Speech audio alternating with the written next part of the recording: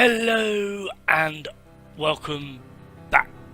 Right, little bit of a grumpy one this time.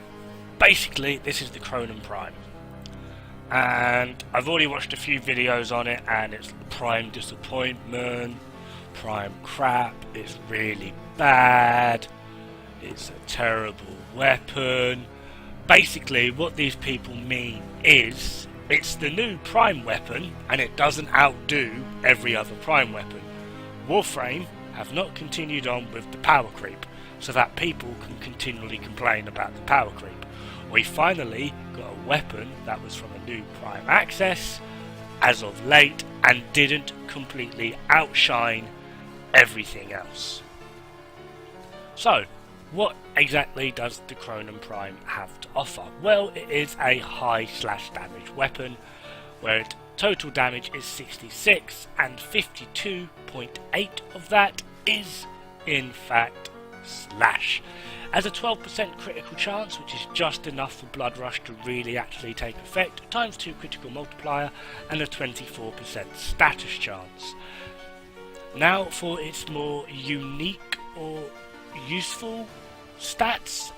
For example, out of all of the Tonfas in the game, it has the highest based attack speed, and its slam attack, although it's not very large, it will ragdoll all enemies that are capable of being ragdolled. So don't sit there and start frigging ground slamming bloody Sargus Ruck and expecting him to go flying. He isn't ragdollable.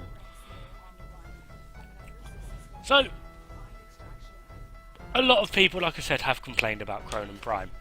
It is a perfectly fine weapon. It is not the best. It is certainly better than Kronen the vanilla.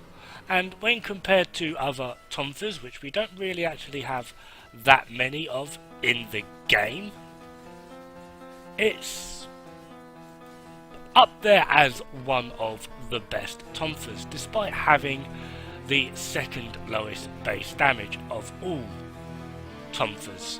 Boltus is a bit meh in general, although it does have puncture damage, which is nice.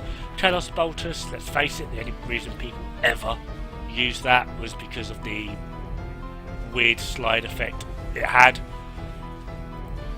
And then, of course, we have Oma, which I would say is currently the best Tonfa in the game, just purely because it can make an absolute wonder and a mess of use of condition overload. So, is this weapon really that bad? No, it's not. It's actually a pretty darn solid weapon. It's just not the latest in the power creep. So, to that end, I decided to actually give this weapon a pretty good review. It is actually pretty darn good. The increase in the status chance is actually quite handy, along with the simple fact that if you have a Riven for this, it's a 5-point Riven disposition, so a Riven on this weapon will be completely friggin' overpowered. Yes, it does start to struggle at around level 120, so it's not the best, but it does get the job done. These are 155.